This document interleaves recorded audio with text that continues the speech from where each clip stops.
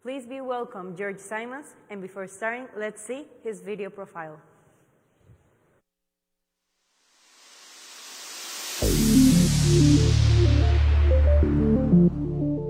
George Simons researches how human and artificial cognition intersect in knowledge processes. He co-leads the Center for Change and Complexity in Learning, C3L, at University of South Australia and holds a professor role at University of Texas, Arlington. And he has delivered keynote addresses in more than 40 countries on the influence of technology and media on education, organizations, and society. His work has been profiled in provincial, national, and international newspapers, including New York Times, radio, and television. He has served as PI or co-PI on grants funded by NSF, SSHRC Canada, OLT Australia, Intel, Boeing, Bill and Melinda Gates Foundation, and the Soros Foundation. He has received numerous awards, including honorary doctorates from Universidad de San Martín de Porres and Fraser Valley University for his pioneering work in learning, technology, and networks. He holds an honorary professorship with University of Edinburgh. Dr. Simons is a founding president of the Society for Learning Analytics Research, www.solarsearch.org. He has advised government agencies in Australia, European Union, Canada, and United States, as well as numerous international universities on digital learning and utilizing learning analytics for assessing and evaluating productivity gains in the educational sector and improving learner results.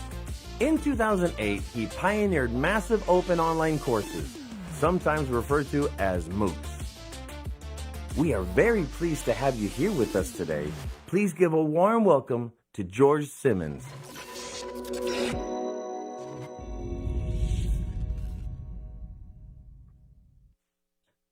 Great. Well, thank you very much.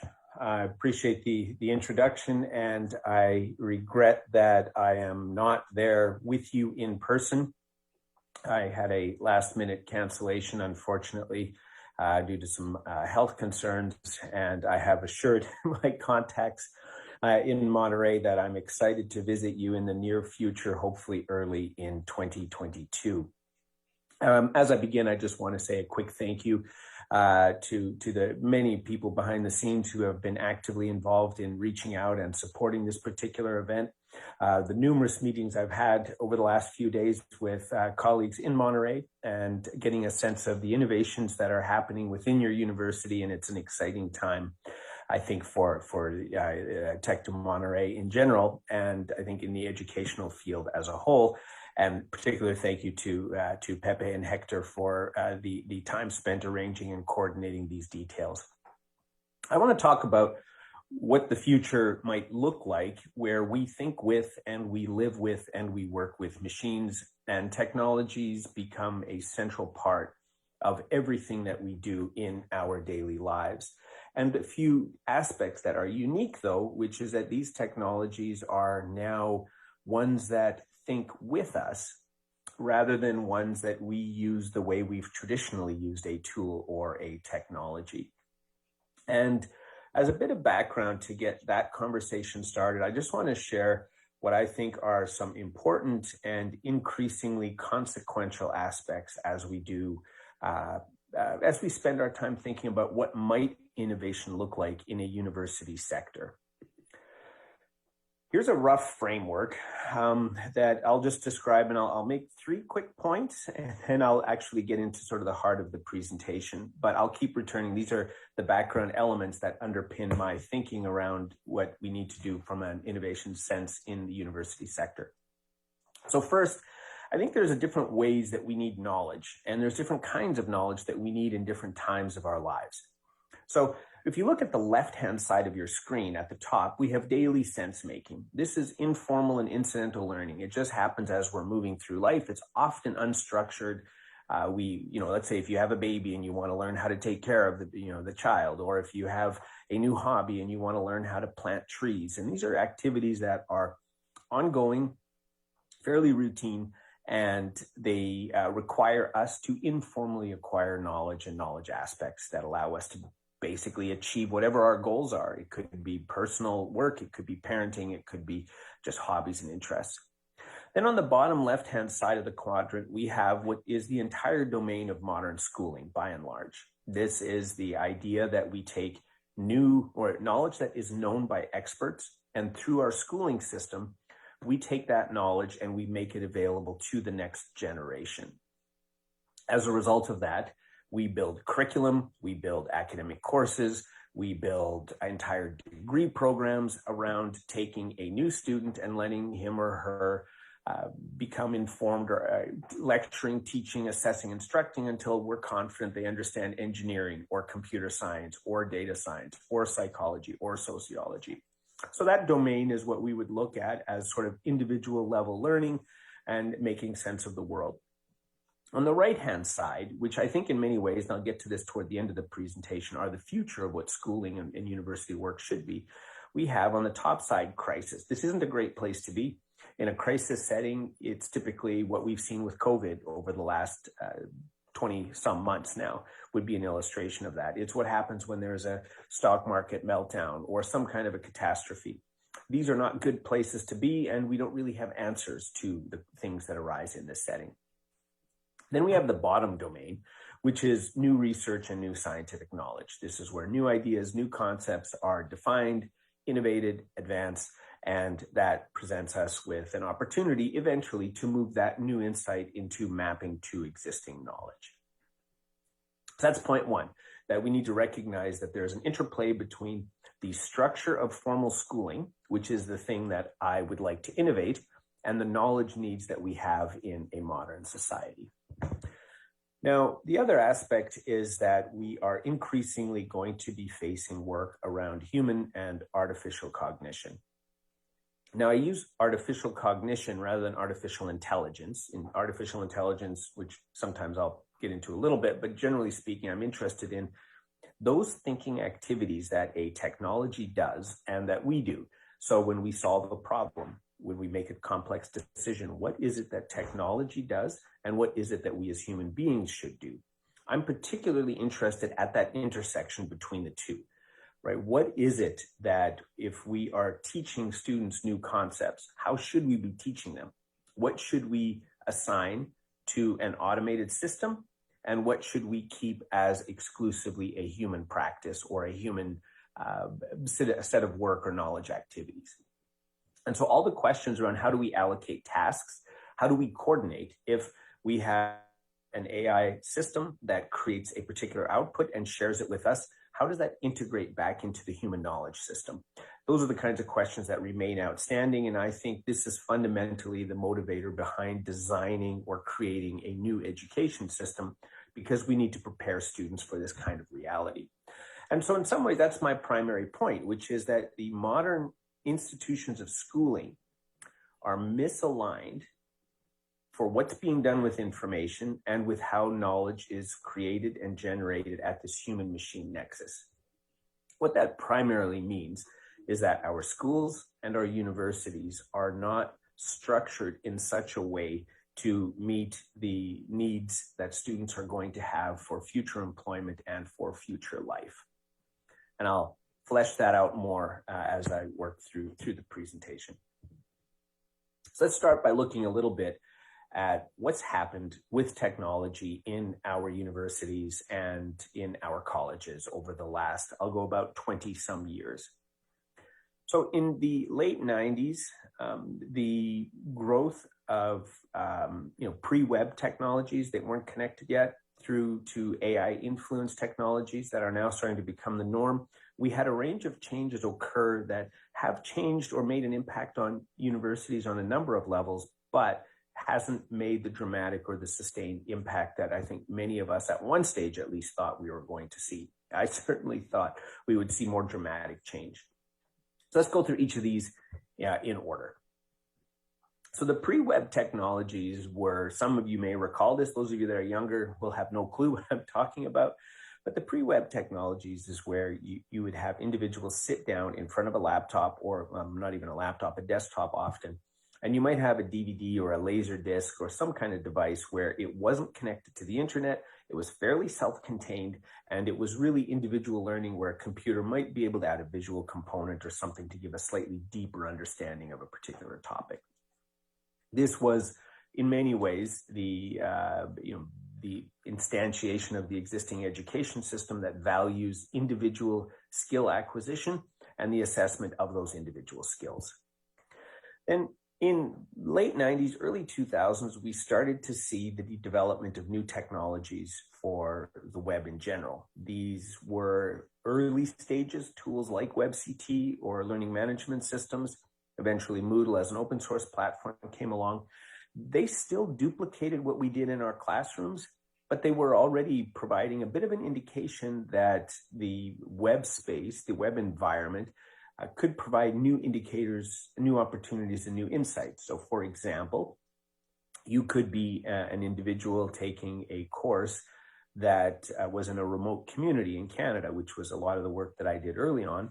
And it would give you an opportunity to access resources, readings, and materials that you wouldn't have had access to before.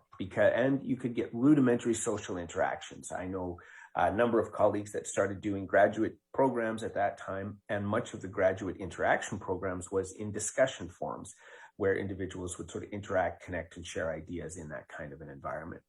And that was the early web, not a lot of media going on, still primarily based on communication, absorption of information that was shared by an expert. Then came what I think is many ways the most substantive trend that we've seen in education, and we're still trying to absorb its effects. The potential of what we would call Web 2.0, or perhaps now social media, might call it the read-write web, participatory technologies. Those were early indicators of the power shift that's happening broadly in society. We see it even now when politically spaces like Twitter and Facebook are network spaces where individuals can share. Anyone has an ability to create a resource or share a perspective or an opinion here. And one of the things that happens with Web 2.0 is that there is a significant increase in social interaction, which means that individuals can now connect directly to one another rather than a mediator being the teacher. Secondly, there's a control shift. And this isn't just the case in education, but it's in society in general. And this control shift is one from the central agent previously to a distributed network. And the central agent in this instance is the educator. So the educator would pull together curriculum, share resources, and make them available to others. Well, in a Web 2.0 environment, students could create, students could share, students could make things available to one another in a way that wasn't possible before. What that produced then, and we see this right now, 15 years later, we see the reduction of centralized expertise, which is on the one hand positive because it enables social interactions, on the other hand negative because it enables a huge increase in potential abuse and misinformation. So rather than trusting established journalists or organizations that have journalistic practices that they adhere to, we instead have groups of individuals that can fairly quickly and fairly easily share these resources with one another or create counter opinions, which, as we're seeing now with misinformation, disinformation politically, even around vaccinations and the polarization of society, that's a byproduct of these networks. And so I just wanted to briefly address sort of those dynamics as a way of articulating why this space is so complex. It has enormous promise for people to learn from one another. It also has tremendous risks that we're realizing now for these spaces to be propaganda spaces, places where state level actors can try and change conversations, and also places where individuals who don't have, say, a journalistic code can make what we would often in the past have described as unethical violations. Now, At the same time, and well, maybe slightly later, because really Web 2.0 was 2003 to 2008 was when it was kind of growing at its fastest, where almost every day there was an amazing new tool available. But around that time, there's also the development of a media-rich web.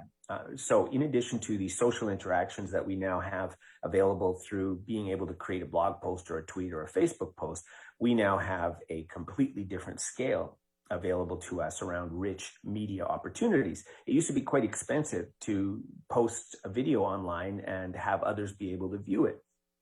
Bandwidth was limited, storage was limited, and it was generally just an expensive enterprise. Some of the early work I did at Red River College in Manitoba, Canada, was doing remote video work, and it was a significant challenge. We had to run our streaming sessions in the evening. We couldn't do it during the day because the college bandwidth couldn't handle that kind of broadcasting. Now, because of the growth of this type of media, it only makes sense that there was a return in open courses to reducing some of the interaction that we were experiencing through social media and Web 2.0 back down to a traditional instructivist framework in an education setting. That meant that we would start to see lectures on YouTube, for instance, rather than some of the other types of rich dynamic engagement. So for people new to a domain, Khan Academy was a fantastic resource. Many of the courses that were offered on Coursera or FutureLearn were fantastic opportunities as well. And these, though, didn't enable the peer-to-peer interaction that is so central to, I think, modern learning and modern flourishing as a society. We also had brief blips. These weren't fully realized because they kind of fell away. They may be coming back with what we now called meta, or Facebook calls meta, and it's based on this idea of the metaverse. But the immersive stuff is still in its very early stages because of it hasn't received the broad scale adoption. So there was a game-based focus, there was Second Life, places of interactions, VR, AR, which a number of companies, including Apple and Google and Microsoft and Facebook are all working on. These were environments of learning that were actually quite expensive to get into and to develop. And so as a result, it wasn't a huge area for the education space. And then finally, we had a period we have a period that's still emerging, which is this AI influence space. Now, in an AI influence space, we are hearing a lot about the potential of the future, but we're not seeing it practically today. And I'll address that later in the presentation because a lot of universities made the same mistake with digital learning. We knew digital learning was going to be significant. We knew it since the late 90s, early 2000s. Many universities did not invest in building internal capabilities. And a lot of those universities now have entered very expensive contractual arrangements with companies that provide the online learning design and development simply because leadership failed to prepare for digital learning. And for leadership today, I think that's a big message I would have, which is the importance of ensuring that you're preparing for AI, because even though it's still in its infancy in some levels, it's coming quickly and it's going to have a massive impact. And leaders in universities that don't prepare for this kind of a future are going to end up being significantly challenged going forward. So these range of trends and opportunities, right from the early web through to Web 2.0, through to rich media, and eventually growth of immersive learning and then AI-enabled learning, it produces a space that has enormous capability and potential for learning. It also produces a space where there are problems, and I want to spend a little bit of time talking about or addressing what some of those problems are. So first, when individuals can learn without the guidance of an expert or without the central contributions of an expert, we create a space where there are opportunities for knowledge fragmentation.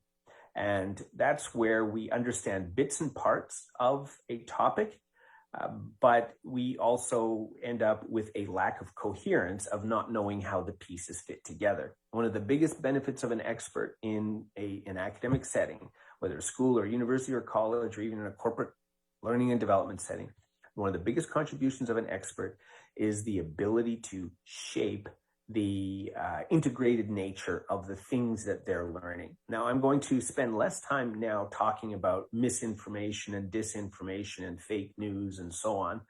I want to focus just on the effects of distributed networks where individuals have the ability to control and create what they share, and the effects that that has on our overall learning and capabilities. So that's my primary focus here, is fragmentation and lack of coherence. When we take a number of the things that we perhaps in the past had as a complete unit, so for example, we would have a course. If you wanted to learn statistics as a starting course, you would have 12 to 16 weeks of instruction and interaction and engagement. And this approach now is taking a much more granular kind of a focus. Quite often now, if someone wants to learn one aspect of statistics, you can find a video on YouTube or Khan Academy, or take a 3-week introductory course on Coursera. That's a challenging output, because essentially what's happening is that these learning opportunities are producing a substantial restructuring of the way that we effectively acquire our knowledge, and of the way that we can effectively ensure that all students in our classroom have that level of understanding. I think in many cases, the idea of a 16-week learning module is going to end up becoming more and more difficult to maintain because of the sort of reduced attention span and focus that individuals have. We often require more timely and relevant information rather than these large wholesale units that don't often have a direct application. Now, this is the point I referenced earlier, though. When you take the integrated coherence domain of knowledge, such as a 16-week introductory course, and you fragment it down to a series of 10-minute YouTube videos, 20-minute short modules on Coursera, when you take those kinds of information spaces that previously were whole and integrated, and you fragment them, you produce a potentially significant effect, as I noted, on coherence. Do people understand how the pieces fit together, and what are the implications? So that's the problem. When we fragment our content and our conversations down to smaller and smaller or more granular units, we still need to pull them together in order to act meaningfully. So you want to solve a problem that requires, let's say, Python as a programming language. Rather than taking a 16-week course that gives you an introduction to Python, you might watch a few videos. This is how arrays work. This is how the general syntax work. You might have to Google a few of the problems that you're having. And then in the end, you end up with very fragmentary information that may not prepare you well in new situations. So that's kind of the challenge that we're facing. And there's a number of illustrations of this. So there was a work done by a psychologist out of UK around the illusion of explanatory depth. And what she had her students do was to draw how a bicycle works. How does a bicycle fit together? These are students who have been riding bicycles for probably years or decades. They've certainly seen them everywhere, but they've never taken the time to sort of think through and understand exactly how it works. So because they've had a casual relationship with it, they don't understand how these pieces fit or how they integrate. This wasn't novel to this group of students. There was an interesting study that came out of MIT where students were given a light bulb, a battery, and a wire, basically to make the light bulb work. Now, for most of us, we would say this is a pretty simple rudimentary task, and yet large numbers of students were unable to solve this particular task or this particular problem. So that means that you can go, even through a formal structured process of learning, you can go and still have this breakdown in coherence where you have fragmentary information pieces and information sources.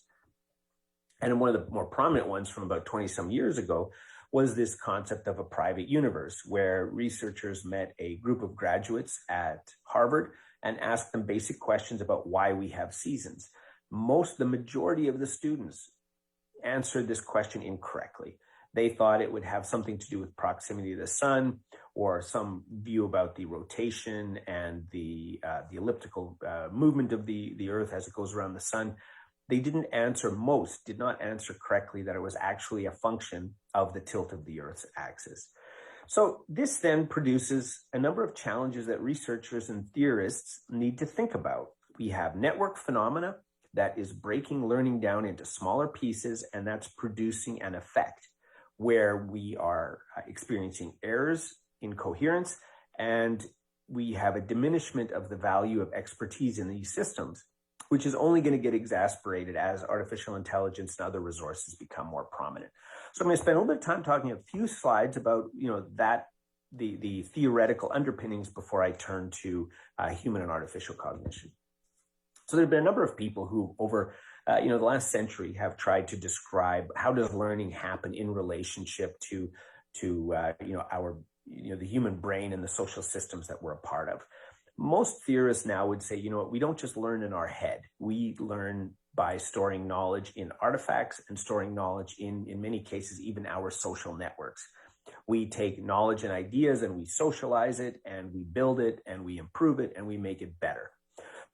We also exist in spaces and environments where there's unethical challenges or there's lack of fairness. So for example, several years ago, one of the MOOC providers at the time, Udacity, wanted to do online instruction for a minority population in California. And they launched this initiative. But when they launched the program, they actually found that in online spaces, this was more damaging to this population than if they didn't learn online. So there's ethical dimensions and moral dimensions around the ability for people to access resources and learning materials in digital settings that some theorists may not have thought about, or even some entrepreneurs may not have thought about. So that presents a big challenge.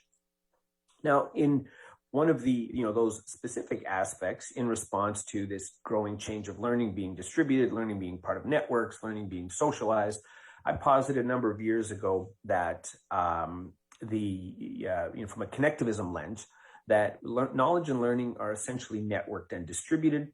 When we learn, we do so through a number of different levels, neural, conceptual, and external.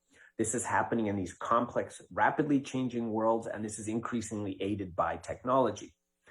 And so it also occurs individually, what I'm doing personally. It occurs as an organization, like Text in Monterrey is an active learning organization. I'm at numerous departments and groups on campus that do fascinating work to enable research, to support faculty, to drive innovation. So that as a system, Monterrey is innovating and is learning as well. So knowledge doesn't just happen in the minds of an individual. In fact, I'll say, as I noted, it happens at 3 levels, all of which are networked. So at a neural level, when I'm learning a new concept, it's neurons firing and connecting. At a conceptual level, when I'm engaging with new ideas, I continue to engage with a number of complex and sort of challenging topics.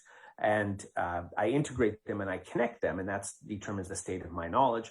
And externally, we are doing more and more of that kind of connecting through others and socially. But, and this is the whole point of the presentation today, these things are now happening where it's not just a human agent. These agents are now artificial. It could be an AI agent, it could be a chat bot, but we're seeing the early stages where this distributed network of learning that used to primarily be shaped by human technological interactions, primarily by human interactions shaped and enabled by technology, to one that's actually the entirety of the technology interaction.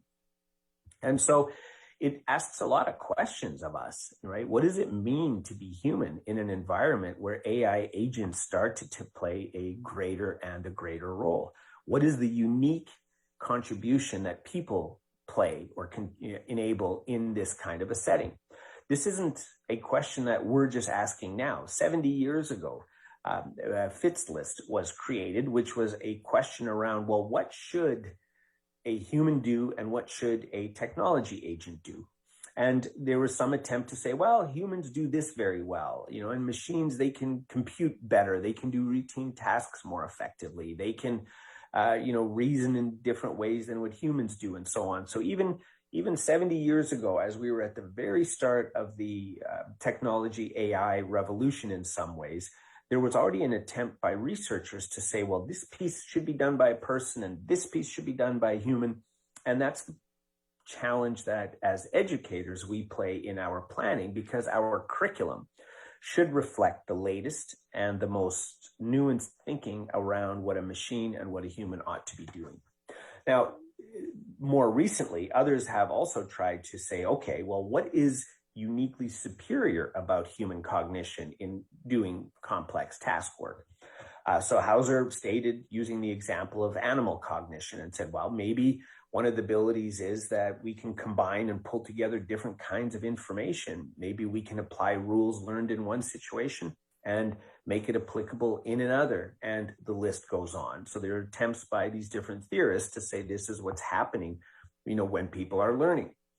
We also had a recent report, this is from 2017, that was done by McKinsey, and it said, well, right now machines can do a lot of tasks that used to be human tasks, but they're not really good at putting this knowledge into a different context. They're not great with working across domains. They don't understand a lot of the human emotions that make a meeting fun and satisfying. For example, if I'd been in Monterrey, I would have had the pleasure of many conversations over dinner, over lunch, in a hallway, coffees, laughing, talking, joking, reading emotions, responding to emotions, and so on. And this is a very effective, real way for human knowledge to be created and to be shared. Machines don't do that yet, but that doesn't mean that they won't. In fact, I'll say we're starting to see an advanced level of interest in creating working theories of human machine interaction, but also machine-to-machine interactions, because these kinds of technologies do complex work that involves them coordinating with one another. And I'll get on that in a couple slides talking about the stock market. But the theory of machine-to-machine interaction and what does collective machine behavior look like is something that is going to present challenging opportunities for educators to try and think and work through. Now, in terms of what AI actually does well, it's worth thinking a little bit about some of the dynamics that exist around the use of AI or the use of what we'll term sort of artificially cognitive systems. So one, because most data that's used in building new models is traditional data or data that already exists, AI is backward facing. As a rule, it looks at data and builds models based on existing data. Another point to keep in mind about AI is that it uses us as much as we use it. And the reason that's important is that if we have a sense that we're using technology to solve problems, it's important to realize that our behavior is being changed by technology. Almost all of you woke up this morning, looked at your phone, maybe lay in bed, checked the news, did some reading. The news that you were reading was based on news that you've read in the past, unless you're very good at privacy filters and blocking any traditional data that you might have shared. What you read on Twitter 3 weeks ago will probably influence what you're going to read on Twitter today. And so we are being shaped actively by the machines that we think we are using. Another thing about AI and large-scale data is that it favors the aggregate. And this is really important because it presents an existential challenge to universities. Because it favors the aggregate, it means that universities themselves will need to begin thinking at a scale that big tech thinks about. There's an initiative I'll share right at the end that we're launching to try and help address that problem. But it means that big data, big computational models, huge dollars are required. AI as well is in some ways a threat to an existing system. It's not going to just move along and preserve existing institutions and universities, much like big tech has in some ways decimated the traditional news industry, the journalism fields. We're going to see AI and artificial cognition have a similar effect on schooling and on universities. On a positive note, though, it can improve the quality of life of individuals, and more consequentially, we need it because our world has become so complex that we can't process it individually as a human being. There are thousands of papers being written each week about COVID, for example. We can't make sense of that through human social systems. We have to rely on technological systems to make sense of that.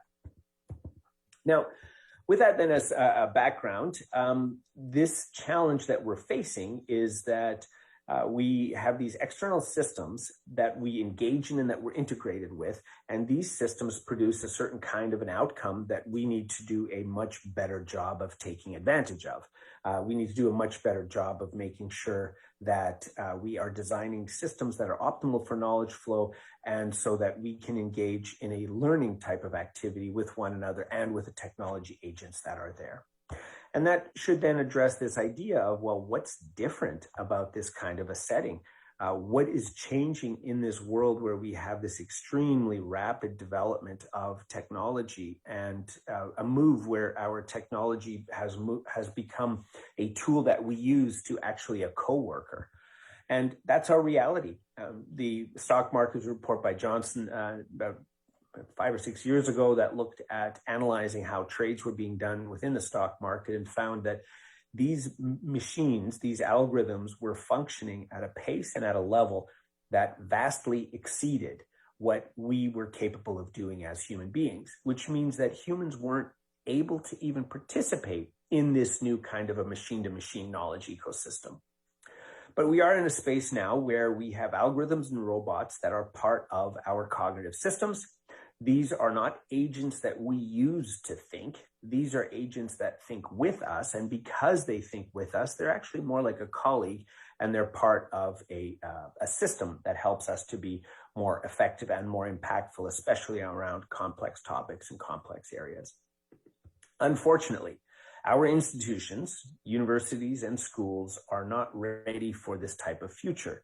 I don't think we've done enough to prepare our students to live in this kind of a world. And by this kind of a world, I'm not talking about something that's 20 or 30 years away. We're all making daily decisions that we're, in many cases, not conscious of, that have an AI component in it that's shaping what we order at a restaurant, the restaurant that we go to that's nearby based on the app that we're using, the types of information that we encounter, and the list goes on. We're very actively involved in systems that shape our actions, but we're not conscious enough of those systems and what exactly is happening and what exactly they're doing. And so I think from that end, one of my interests here is to talk a little bit about, where are we going if this is the kind of world that we are confronting? What potentially might be the implications for how we design our universities, how we design our courses, how we prepare our teachers and our faculty, how we prepare our students, the expectation that industry, workplace settings have of the students that we enter or graduate into those labor markets start to become really consequential questions. So I want to address in the final section here primarily 4 key elements related to what I think is needed. The first one is vision. The second is the technological infrastructure to make a future AI human learning space a possibility. The third is the leadership. And then the fourth is support networks. So here you've probably heard the core argument that I've been making in the background or trying to build toward, and that's that education systems historically duplicate what's done with information in a particular era. And the model of information that we've had for the last 800-900 years is now being replaced by a network model. And that network model is changing the relevance of many of the existing structures that we've had and how we interact in those structures. And it's going to have, and is already starting to have, a big impact on schooling and on universities. When you start to think of competency-based learning, when you look at flexible and adaptive learning pathways, when you look at learner profiles being built of students that are then distributed and launched in different settings, these are all illustrations of the tremendous potential that technology has to change existing university and institutional practices. So from that perspective, key questions arise, which is, well, if we're going to understand the future of schooling systems, and if you agree with my core argument, which is that the future of schooling will be related to what we do with information. And the questions arise, well, what are we doing with information today? And what might that mean for a university that reflects some of the capabilities that we have around information today? And today, information, as many of you, or probably all of you are aware, it's open. We can access it typically easily, especially research data, the growth of the open science movement. It's distributed. Even with COVID, from around the world, different labs have different parts of the puzzle. They connect, they share, they make resources available. We're scaling it at an enormous level. We're socializing and dialoguing globally. If you want to follow what's happening with the latest variant as of today, December 15th, 2021, the Omicron variant is having enormous discussion on the epidemiological Twitter accounts, and this is how people are making sense. We're socializing, sharing, generating new ideas in this network, self-organized, global kind of a model. So that goes back then to where I started. And early on, I said, if we have these spaces traditionally where knowledge is stable, it's confirmed, and we can share it easily, these are the domains that current educational practices address. But I think this is the area of future work, this rapid development of new ideas, rapid development of new knowledge, and in some cases, moving from crisis to crisis is central to this kind of a setting, or these kinds of threats or opportunities, potentially, if you will. But that produces then the question or the urgency of leadership. So as a background to these 4 points, I want to talk about, vision, the role of preparing for a digital infrastructure, leadership, and then the support mechanisms. We start to look at and say, well, if this is what's going to happen, and if we have already massive numbers of universities that didn't prepare for the digital revolution and instead are actively partnering with external companies that are taking over core mission offerings of the university, we have, I think, a fascinating potential outcome and effect over time. And so universities need to prepare today to ensure that what happened with digital learning and lack of preparation for digital learning doesn't happen as AI begins to become rapidly influential in this space. And so we face a reality, though, as institutions and as universities, that we're not going to achieve this next stage of human and artificial cognition, where machines and humans learn together, make decisions together, and engage with one another. We're not going to achieve it with our current technological infrastructure. We need a different kind of an environment and a different kind of a knowledge infrastructure in order to make that a reality or to have that come about. And so with a colleague, Srećko Joksimović, out of UniSA, Center for Change and Complexity and Learning, we've been looking at, well, what kind of a digital environment is needed in order for that to become a reality? And by that, I mean an adaptive, flexible infrastructure that allows us to deploy and achieve complex real-time analysis of student data, what they should do next, the additional activities that they should engage in, and so on. And so this is a model that was based on some work that we did with Boeing, and looking at how do we pull together multiple data sources. So multimodal data sets from VR to AR to self-reports, questionnaires. You could even use wearable data. But we pull that together into a repository. Nowadays, we probably call it a data lake of structured and unstructured data, where we pre-process it so that we can move it into the third stage, which is modeling, where we're building models of the cognitive, metacognitive, affective, and emotional aspects of learning. And we then start to look at how do we build profiles, near real-time models that integrate these two. Now, there's a lot of questions that arise as a university begins to do this around monitoring the data catalog and repository, the taxonomy, the ethics violations, and how to make sure that we're serving the needs of these multiple stakeholders. So this new infrastructure then it's a technology infrastructure that enables us to do the things that universities need to do, which is develop learner profiles, create computed curriculum, which is adaptive curriculum that is a flexible pathway to each individual learner, and that then allows us to have that ability to move into the labor market, have our learning profile or our knowledge graph updated, then go back to universities. Instead of spending 2 years to get a master's degree, it might take us 6 months because we acquired a lot of the skills and knowledge within that kind of labor market. Now, this is where the leadership aspect starts to become most critical. So leadership is really in this space of tension. So there's two aspects, a number of workshops that Abelardo Pardo, Shane Dawson, and myself have led over the last number of years around what does it mean to lead in complex spaces? What does it mean to lead when you're in a space and environment of an overwhelming amount of knowledge, an overwhelming amount of information? And so it's that middle space where we want innovation and new ideas and concepts to be developed from an adaptive, flexible way, creative, innovative ideas from faculty and staff and researchers.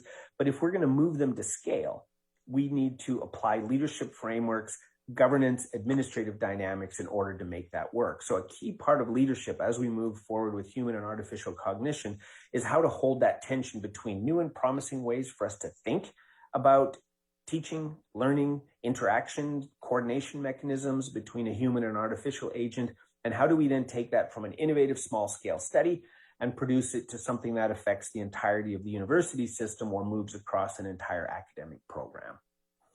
Now, in order to start preparing for some of these elements, and I know I've talked to Hector and Pepe and a few colleagues from Brazil on this concept in the past, is we've launched an initiative called the Global Research Alliance for AI and Learning.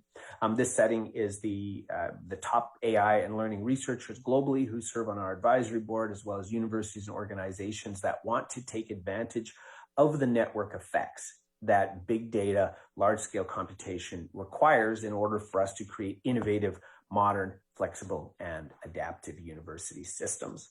And a final point that I'll wrap up on is just to share our Master's of Science in Learning Analytics, which is the first global online learning analytics degree. Just wanted to share if anyone's interested in pursuing learning analytics as a background as well. That's a recent program we launched at University of Texas Arlington, and we have our first cohort wrapping up, or just started in August, and look forward to the next cohort in January. Thank you very much for your time. Again, I just want to say I regret that I was unable to be there with you in person. I hope that I will be able to rectify that error by early this coming year in 2022, and I hope you all have a wonderful holiday season.